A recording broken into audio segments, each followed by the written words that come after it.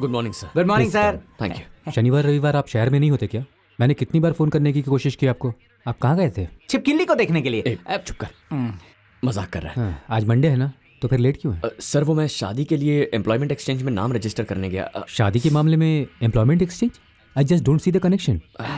Husband की नौकरी के लिए। बी सीरियस, हम काम के बारे में बात कर रहे हैं। बात करते हैं ना सर। एक बहुत खास आदमी है, आपको उसका इंटरव्यू लेना है। किसका सर? सीएम का। सीएम? सर चैनल में सारे पॉलिटिकल इंटरव्यूज जनार्दन करते हैं ना? जनार्दन इस्तीफा दे दिया है, दूसरे चैनल ज्वाइन कर लिया। गद्दार, पता है आपको? मुझे नहीं पता था। ये आपके लिए बहुत अच्छा मौका है।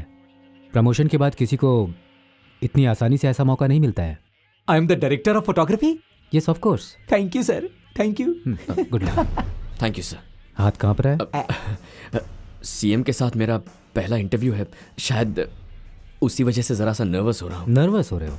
सीएम से डरने की कोई जरूरत नहीं। ऐसा समझो कि तुम अपने पड़ोसी से बात कर रहे हो, नेचुरल रहेगा। अपना आईडी दिखाइए। जाइए, चले जाइए। हाँ हाँ, जाइए जाइए। पास दिखाइए। नमस्कार। ओके, आज हमारे मुख्य मेहमान होने वाले हैं।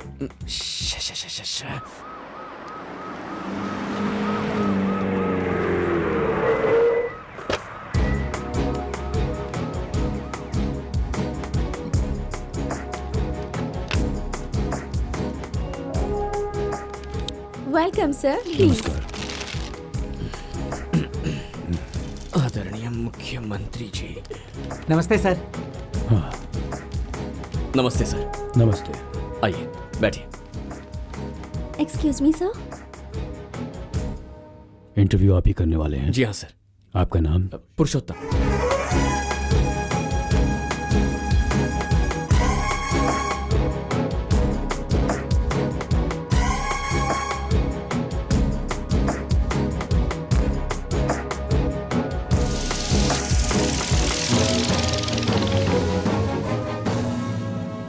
नमस्ते।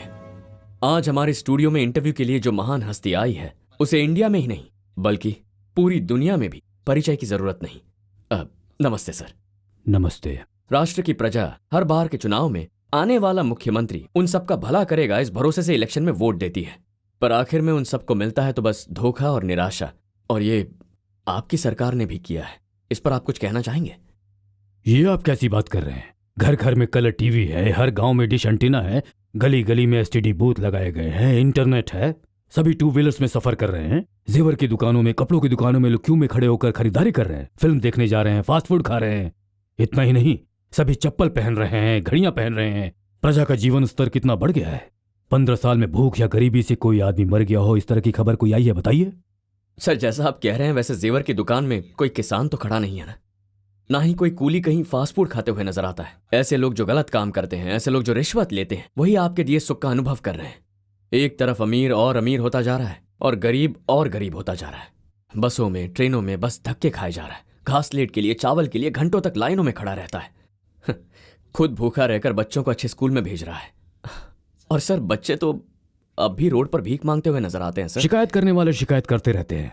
देखिए, मेरे इस पद में आने के बाद से पहले के मुकाबले साक्षरता 46% तक बढ़ गई है। केरला में तो 100% है सर। नौकरी की संख्या 19 लाख तक थी और अब 33 लाख तक बढ़ गई है। ब्रॉन्ज मेडल मिलने वालों से गोल्ड मेडल मिलने वालों की इज्जत ज्यादा होती है ना सर। कैसी बात कर रहे हैं? देखिए, गरीबी रेखा पहले 35% हुआ करती थी और अब 28% तक आ गई है। लेकिन आज भी हमारे देश के गांव में हर एक व्यक्ति की दिन की औसत आमदनी बस 40-50 रुपए ही है सर। देखिए, आंकड़ों की सही जानकारी होने के बाद बात कीजिए। ओके, एक मिनट सर। सर ये file world economic forum report, ये IMF का रिपोर्ट, ये एमनेस्टी इंटरनेशनल और ये ह्यूमन राइट्स कमीशन, ये वर्ल्ड बैंक का रिपोर्ट है। वर्ल्ड बैंक की तरफ से जो पैसा आता है वो प्रजा तक नहीं पहुंच रहा। आपके मंत्री पैसा खा जाते हैं और बाद में किश्तों को रोक देते हैं। शायद आपको पता नहीं मिस्टर, वर्ल्ड बैंक ने हमारे राष्ट्रों को उनके पास गिरवी रखवाने के लिए 1000 कंडीशंस रखे थे। वो कंडीशंस क्या थी? आप जरा विस्तार में बताएंगे? आपको बताने की जरूरत नहीं है, जनता को बताऊंगा मैं। जनता देख रही है सर, बोलिए ना। हमें वर्ल्ड बैंक से मिलने वाला पैसा क्यों रुक गया है? देखो मिस्टर, वो 1000 पन्नों की रिपोर्ट है। एनेक्सर ABCDSA 10 शब्द हैं। 15 रुपए सचिवालय में देकर आराम से पढ़ के समझो और जनता को भी बताओ। अगला सवाल। सर, आप राजनीति में आने से पहले किसी बहुत अमीर घराने से थे क्या? नहीं मेरे भाई, मैं बहुत ही साधारण गरीब परिवार से हूँ। आपकी आमदनी कितनी है सर? हाँ? मतलब महीने की तनख्वाह कितनी है आपकी? सब कुछ काटने के बाद 1,45,000 मिलते हैं। मतलब साल के करीब 17 लाख बनते हैं। तो वैसे देखा जाए तो इतने सालों की आपकी पूरी आमदनी मिलाकर 1.5 करोड़ से ज्यादा नहीं बनता। लेकिन आज आपके पास 800 करोड़ रुपए की जायदाद है। वो कैसे आई सर? फंस गए सीएम साहब। ये आरोप निराधार है। चाहो तो मुझ पर तुम केस डाल दो। कोर्ट में मैं खुद को निर्दोष साबित करने के लिए तैयार हूँ। केस डालूं? सर, देखा जाए तो भारत भर के सारे कोर्ट्स मिला के आज भी 2 करोड़ केसेस पेंडिंग हैं। गुनहगार बिना डर के फिर से गुनाह करने की हिम्मत दिखाता है इस देरी की वजह से। और ये मैं नहीं कह रहा, ह्यूमन राइट्स कमीशन रिपोर्ट कह रही है। ये याद है आपको? लगता है कहीं देखा है। आपके चुनाव का घोषणा पत्र है। आप कुछ याद आया? कैसे भूल सकता हूँ, इसे मैंने खुद लिखा है।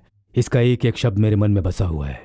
जातिवाद को हटा देंगे, लॉ एंड ऑर्डर की रक्षा करेंगे, महिलाओं की हर तरह से रक्षा करेंगे, मूल वस्तुओं के दाम कम करवाएंगे, सबको मुफ्त शिक्षा दिलवाएंगे। शिक्षा में श के ऊपर ही की मात्रा लग गई थी। किताब पूरी बता सकता क्या हूं। आपको लगता है ये वादे पूरे हो गए? तो पूरे नहीं हुए क्या? आपने कहा लॉ एंड ऑर्डर की रक्षा करेंगे, पर लॉ एंड ऑर्डर किसी को बचा नहीं पाता, उसकी वजह तो आप ही है। आपने कहा था आप जातिवाद हटा देंगे, पर अलग अलग जातियों के बीच जो दंगे हुए थे वो आप ही ने भड़काए। मिस्टर, मुझे गुस्सा दिलाने के उद्देश्य से ये पूछ रहे हो ना? मेरा उद्देश्य ये नहीं है सर, बस जनता को सच दिखाना चाहता हूं। ये देखिए,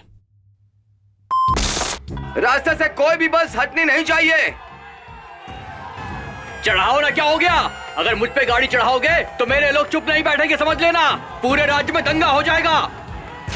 एक बस ड्राइवर ने बीच रास्ते में गाड़ी रोककर ट्रैफिक जाम किया। पूछने पर कहा कि वो रूलिंग पार्टी से है। ट्रैफिक पुलिस भी कुछ एक्शन नहीं ले पाई। दूसरा ड्राइवर टायर के नीचे सो गया और जाति का वास्ता देकर डराने लगा। पुलिस कमिश्नर तक अपनी ड्यूटी ठीक से नहीं कर पाए। उन्होंने आपसे पूछा तो कहीं जाति के लोगों का सपोर्ट न चला जाए, इस डर से आप बिना कोई एक्शन लिए शांत रहे। राष्ट्र में आग लग गई, उसके बारे में आपको जरा भी परवाह नहीं है। आपके शहर के लोगों को तकलीफ हुई, क्या उसकी भी परवाह नहीं है? 300 करोड़ रुपए का नुकसान हो गया, क्या वो आपके लिए जरूरी नहीं? आपका तो बस एक ही लक्ष्य है, अपनी कुर्सी नहीं छोड़नी है। सही कहा ना?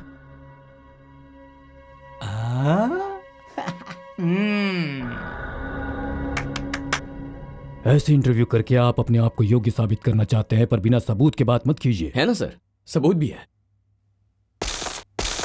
उनमें से एक ड्राइवर मेरी पार्टी का आदमी है, दूसरा ड्राइवर मुझे जिताने वाली जाति का है। विद्यार्थियों के सपोर्ट की मुझे जरूरत है।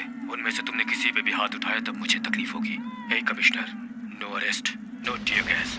कुछ समय तक चिल्ला के वो खुद चुप हो जाएंगे। हे, शूटिंग ऑर्डर देना होता तो मैं कब का दे चुका होता। उसकी वजह से कितनी प्रॉब्लम आएगी पता है? 1-2 कांच टूटेंगे, कोई फिक्र नहीं। तो बताइए सर, आपके लिए जनता की भलाई से ज्यादा आपकी कुर्सी जरूरी है?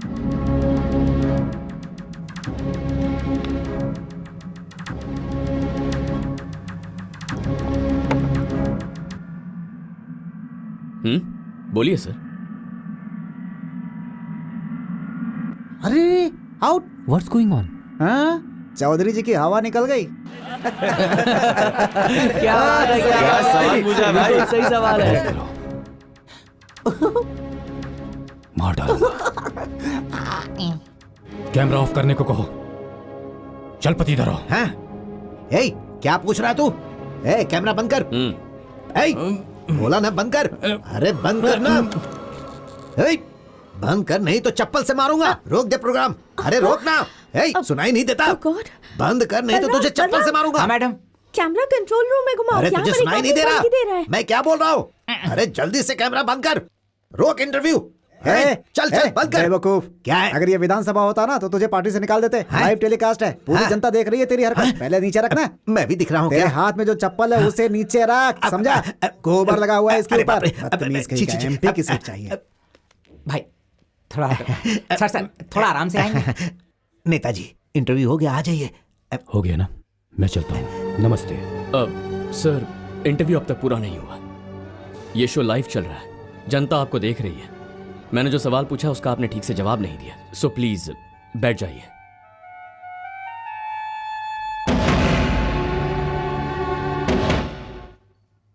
बहुत अच्छी डबिंग करके लाए हो। मेरी आवाज में किसी और से डब करवाकर जनता को गलत खबर देना चाहते हो तुम। इसका जवाब देने की मुझे कोई जरूरत नहीं। उस दंगे को शूट करने वाला मैं ही हूं सर। ओह, अपोजिशन पार्टी वालों से तुमने कितना लिया है? अगर आप ऑपोजिशन में होते तो आप कितना देते? क्या कहा? हाथ में माइक, सैटेलाइट टीवी है, इसलिए एक कोट पहन लिए और जो चाहे वो सवाल पूछ रहे हो तो मैं तुम्हें जवाब दूंगा क्या? जवाब देना तो आपकी जिम्मेदारी है सर, इसीलिए तो 6 करोड़ लोगों ने आपको चुना है। सीएम का पद क्या होता है तुम्हें पता है? जिंदगी में एक दिन भी क्या तुमने सीएम के ऑफिस में कभी कदम रखे हैं?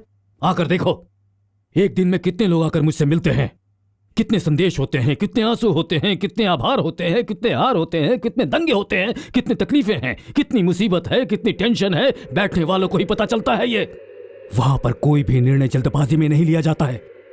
एक दंगा होने पर उसकी वजह क्या है ये जानकर कल किसी को भी तकलीफ ना हो, ये ध्यान में रखकर निर्णय लेना पड़ता है, और वही किया मैंने। जो समस्या आराम से हल हो सकती थी उसे अपने स्वार्थ के लिए आपने बिगाड़ दिया, और अब बेफिजूल बहाने बना रहे हैं। आग में हाथ डालोगे तो हाथ जल जाएगा, कह रहा हूं। तुम्हें समझ में नहीं आएगा, तुम डाल के देखो, तब पता चलेगा तुम्हें। एक दिन सीएम बनकर देखो, तब समझोगे। ये मेरे सवाल का जवाब नहीं है। मैं आपकी सीट पर कैसे बैठ सकता हूँ?